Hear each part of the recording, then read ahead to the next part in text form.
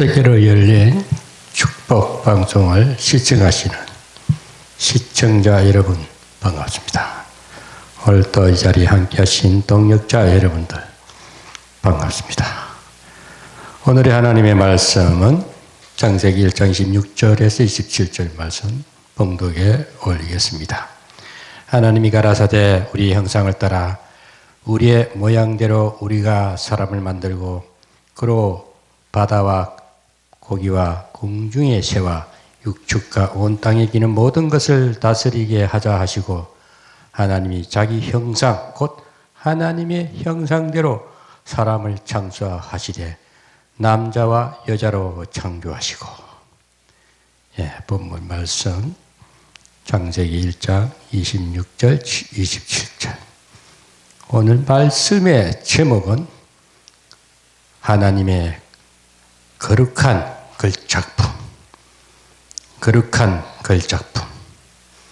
하나님이 오늘 성경 말씀대로 천지를 창조하시고 사람을 지어놓고 심히 감탄하셨다 했습니다.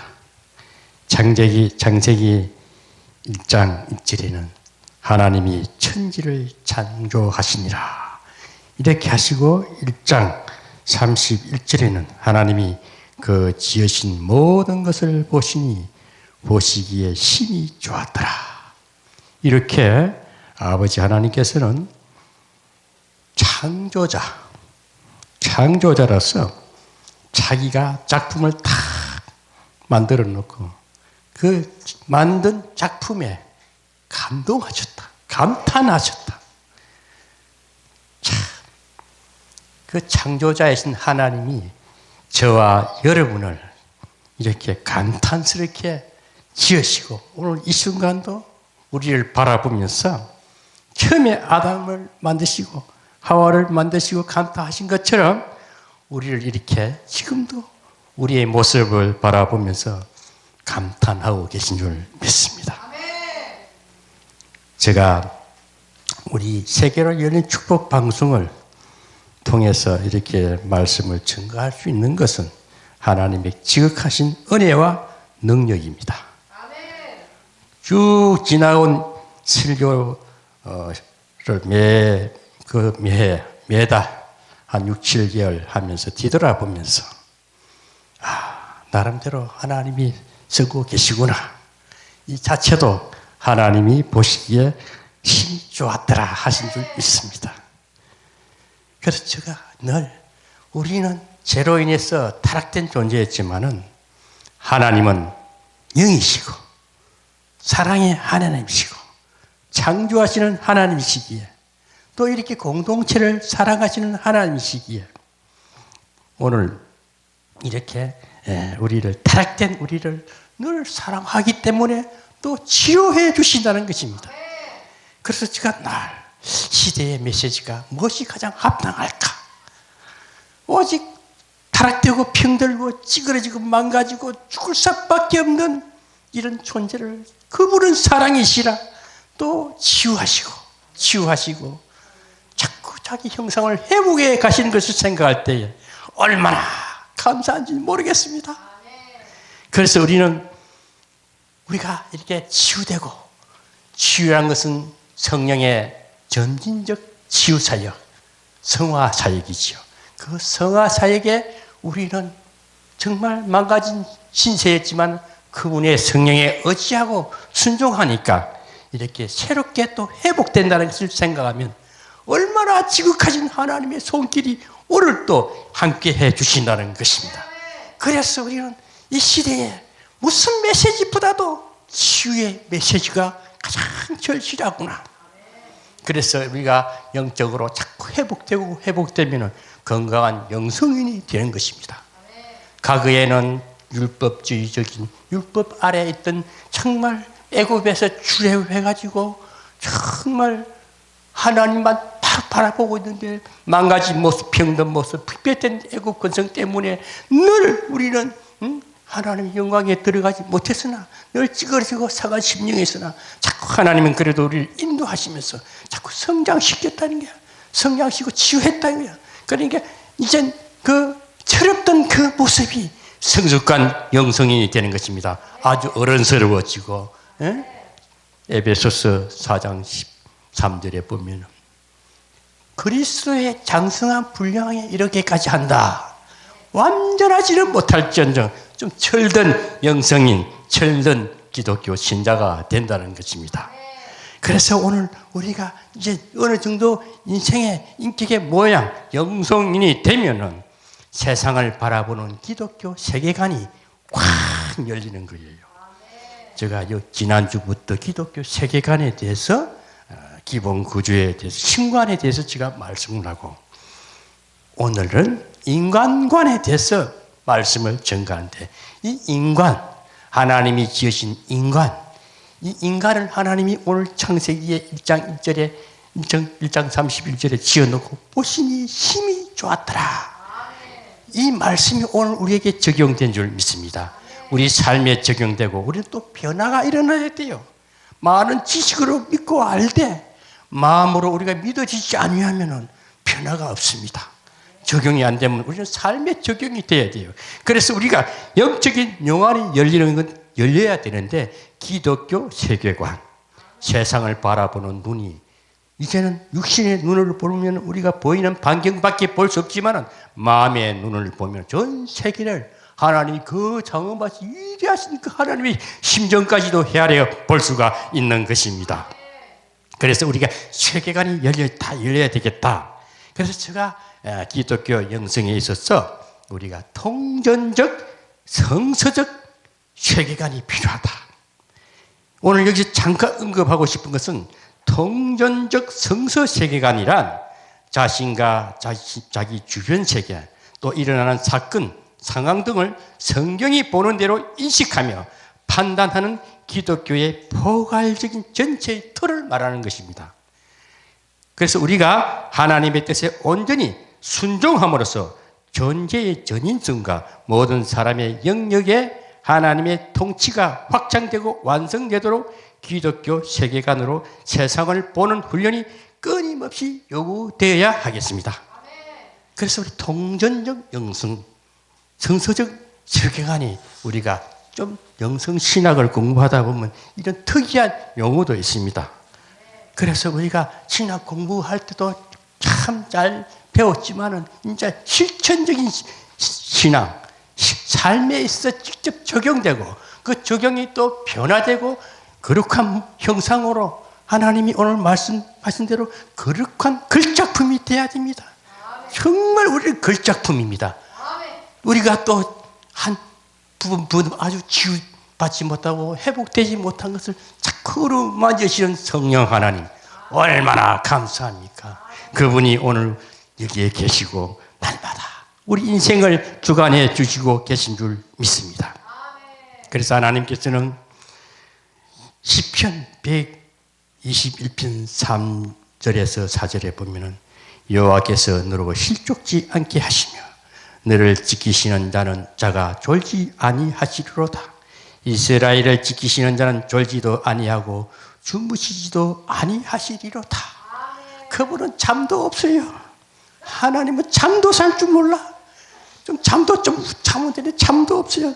졸지도 몰라요. 졸 줄도 모르고 졸지도 주무시지도 않고 이렇게 불철주야 밤낮 가리지 않고 한순간도 우리의 눈길을 우리를 바라보면서 갯눈질하지 않고 이렇게 어루만져 주시는 그분의 지극하신 사랑을 생각할 때에 우리가 얼마나 더 아름답게 빚어지는 걸작품이 되고 있다는 사실을 우리는 감사해야 합니다. 그래서 우리는 하나님과의 관계에서 늘 교제해야 됩니다. 그분은 생명이시요, 늘 평안이시요, 만족을 얻게 하는 인격적 존재라는 것입니다. 우리는 하나님은 우리를 그냥 사물처럼, 짐승처럼 대하지 않고 늘 인격적으로 교제해 주신다. 정말 감사할 일이지요.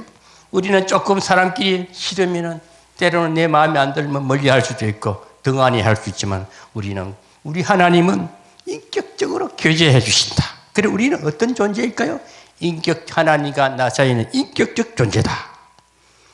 또 영을 가지신 영적 존재라는 것입니다. 우리는 특별한 존재입니다. 아멘?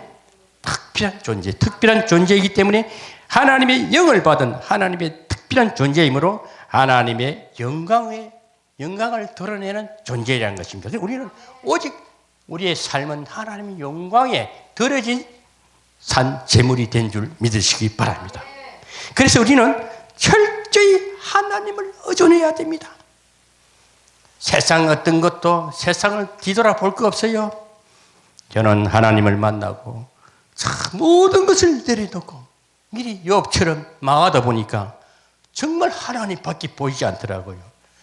일찍이 손 놓고 일찍이 읽고 살면요 하나님밖에 없어요. 죽으나 살아 그분만 의지해야 됩니다.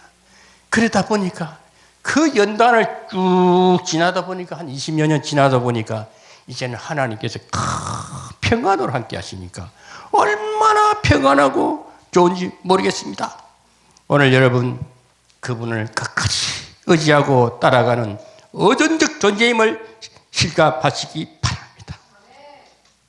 그래서 우리는 철저히 전적으로 타락하고 하나님과 단절되고 자력으로 구원할 수 없는 존재인 무능한 존재였다는 사실도 우리는 다시 한번 생각해 봐야 합니다. 그래서 우리는 특별한 목적을 가진 존재로서 우리 하나님을 믿는 사람들은요 꿈이 있어야 돼요. 꿈이 있어야 돼요. 꿈은 꼭 비전을 생산해냅니다. 우리가 꿈이 없는 백성은 정말 하나님이 보시기에 꿈이 없다. 죽은 시체예요.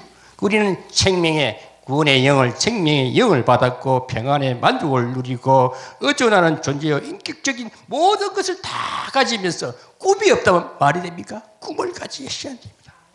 그 꿈을 가지시는 것은 하나님께서 우리에게 하신 말씀은 그렇게 그 꿈이 무엇을 크게 웅장하게 만들고 크게 짓고 많은 사람 앞에 두각을 드러내는 것이 아닙니다. 그것은 금방 좋았다가 싫어질 수 있는 가장 어리석은 행위인지도 모릅니다. 그러나 하나님이 지극히 우리에게 꿈을 한 것을 가진 꿈은 너는 나를 사랑하고 너와 내 관계된 모든 사람을 서로 사랑하라. 아멘. 내 이웃을 서로 사랑하라. 내 가족도 사랑하고 내 친구도 사랑하고 내 원수도 사랑하라. 이것을 위해서 뭔가 뚜렷한 생명의 구원의 역사, 그 기독교의 예수 문화를 창조하시기 위한 목적을 가지고 꿈을 꾸고 비전을 향해 나아가는 저와 여러분이 되어야 되겠습니다. 그래서 특별한 목적을 가진 목적이 있어야 됩니다. 세계로 열린 축복방송도 그냥 설교만 하고 끝날 게 아니고 이 설교를 하고 그 설교가 삶에 적용이 되고 또 우리 방송에 적용이 되고 실천이 돼서 변화의 역사가 돼서 풍성해지고 부흥의 역사가 일어나야 됩니다.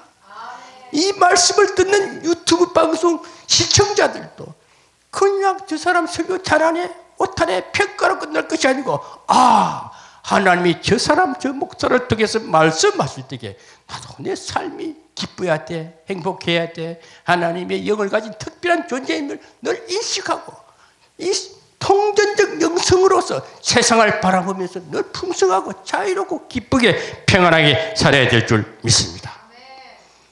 그래서 우리는 우리 존재를 날 생각하면서 남을 나보다 낮게 여기고 정말 청지기적 사명을 가져야 됩니다. 서로 사랑해야 됩니다. 주어진 환경과 또 하나님께서 분명히 축복을 해요. 그냥 기쁘고 그냥 재롱 피우고 이쁘다 그 상태가 아니고 뭔가 나가서 열심히 살아봐 용기를 팍 주는 거예요. 그러면서 뭔가 도전할 수 있는 용기를 주고 능력을 실으면서 막 강하게 공격적으로 역사하시는 것입니다. 그게 순종하는 자가 큰 일을 합니다. 그러나 사고치지 않고 멋있는 일을 해냅니다. 하나님 보시기에 아름답고 사람 보시기에 아름답고 만민에게 유익을 주는 창조적인 인물이 되는 것입니다. 그래서 서로 사랑하며 주어진 환경과 또 물질도 막 주는 거예요. 물질을 왜 주셔야 되느냐? 물질의 주인이 하나님이시니까 당연히 자기 백성, 자기 준비된 종에게 준비된 경영자에게 주시는 것입니다. 그래서 우리는 어디까지 미쳐야 되느냐? 누구를 막론하고 목사는 설교만 잘하는 게 일도 잘해야 돼요. 밥도 잘 먹고 건강도 지켜야 돼요. 만사가 형통한 아주 기가 찬 글작품이 되어야 됩니다. 누가 봐도 저 사람은 능통한 자야, 형통한 자야, 만사 형통 뭐든지 척척척 이뤄내는 경영자야. 그런 사람에게 재물을 주시되 많은 재물을 주시면서 네가 멋있는 경영을 해봐라. 많은 사람을 살리고 구제하고 정말 이 세계를 복음화시키고 이 지금 뭐 어지러운 세상을 네가 밝은 빛으로서 멋있는 재력가로서 일을 한번 해봐라 하면서 경영의 은사도 주실 줄 믿습니다. 그래서 우리는 오늘도 이 말씀을 정말 삶에 적용하고 실천하고 변화된 모습이 날로 더 크게 변화되어야 될 줄 믿습니다. 우리 각자는 자신의 삶에 대한 의미를 발견해야 돼요. 그냥 하루하루가 무의미하게 살지 말고 오늘 하루 정말 나는 하나님 보시기에 칭찬받고 사람 보시기에 덕을 끼쳤다. 의미 있는 삶을 늘 발견하면서 또 나름대로 보람을 느껴야 돼요. 삶에 뭔가 하고 실망하고 또 허무하고 늘 또 뭐 하는 게 되지도 않고 해도 그만이고 늘 근심과 공포와 소외감, 불안감 이렇게 자꾸 상처받지 못한 모습을 가지고 살아가면 얼마나 억울한 인생입니까? 우리는 그런 것을 다 십자가 앞에 내려놓고 나는 주와 함께 동행하는 자로서 날마다 보람을 느끼며 인생의 가치를 발견하시기 바랍니다. 그래서 우리는 이제는 과거의 모든 죄와 사탄의 역사에서 모든 것을 다 십자가에서 패배된 사탄은 십자가에서 패자한패장으로 끝났어요. 그게 개의치 말고 상관치 말고 늘 승리된 모습으로 날마다 기뻐하며 또 기뻐하고 늘 사랑을 나누며 우리 만날 때마다 또 듣는 이들이 오늘도 한방 웃음을 활짝 웃고 승리하시는 축복된 거룩한 삶을 누리시는 저와 여러분이 되시는 참된 가치를 가진 영성인이 되시기를 주의 이름으로 축원합니다.